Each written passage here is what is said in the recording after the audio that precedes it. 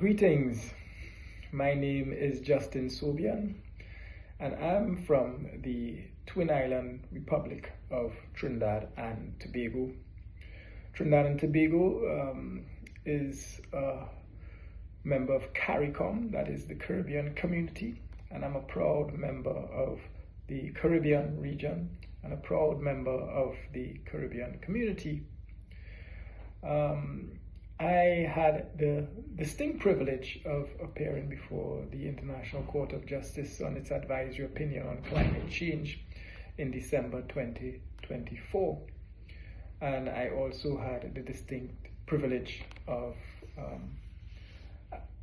being the coordinator of the Caribbean group that we had, which constituted 9 states. And also representing or acting as counsel with other distinguished colleagues for Grenada and St. Vincent and the Grenadines. Now, this was the first time for myself, as I said, first time for many countries in the region. I can say for sure, Grenada, St. Vincent and the Grenadines, St. Lucia. And I would like to take this opportunity to acknowledge the jurists that we have, the past jurists who have sat on the court and who served as inspiration and a role model for us all.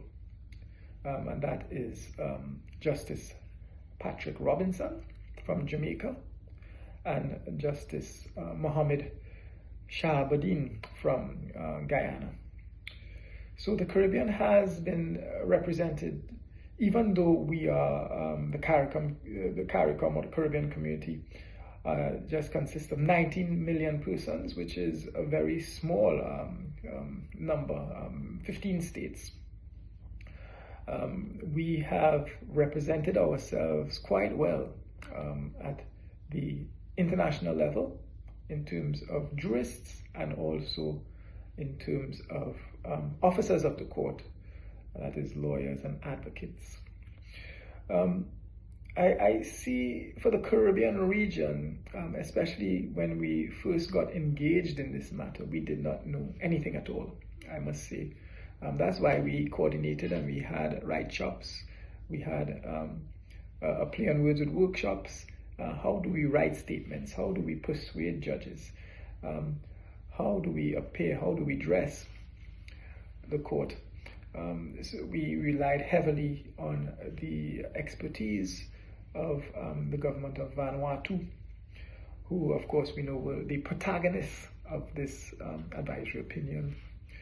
And I think we can't discuss the advisory opinion without talking about the Pacific Island students' fighting climate change. And if it wasn't for them, the 27 students in that classroom, we would not have been where we are right now, and the 27 students in Vanuatu.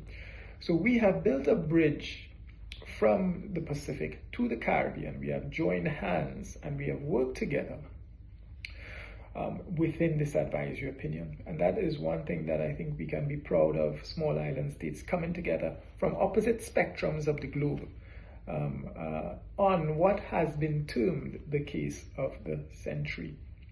So we now see the advisory opinion, the court itself, as a beacon of hope coming out of this advisory opinion. No longer a conservative court, a court that comes out and tells you straight and plain that the planet is in a dire state, the climate system is in a dire state, and states have an obligation to rectify that situation. So we see it as a beacon of hope, we see it as justice, we see it as island states coming together and shaping the jurisprudence of the court itself. And we acknowledge that the first anniversary is coming up on the 23rd of July. Time has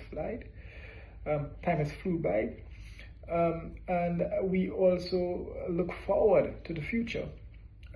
2055, for example, how would we look at that decision 30 years from now? I think we would look at it with utmost pride. I think we will look at it at doing the unthinkable, doing what we thought would have been unthinkable. We did it. It became thinkable, and I think that they were great memories. This one will definitely be for the archives when we look at it 30 years from now. And I just hope that for those who are not born yet at the time of this video, that they would be able to appreciate what we have done, even though I must say we got off the starting blocks, I must confess, pretty late. But I think that we have done our best with the little resources that we had to produce a global movement that is with the Pacific and the Caribbean. And we hope that this will be the case of the century, and that future generations will welcome our efforts, even though we will all look back at it with more gray hair than we have. But yeah, I think we appreciate ourselves, what we've done, and I hope the future generations will not judge us too harshly. But the work is yet complete. We still have work to be done. And with that, I just want to say thank you. And those are my reflections on the 80th anniversary from the Caribbean, the 80th anniversary of the court. And I do hope that we see many more advisory opinions, contentious cases, all for justice, all for peace, all for harmony, and may the international order and international law be restored. Thank you.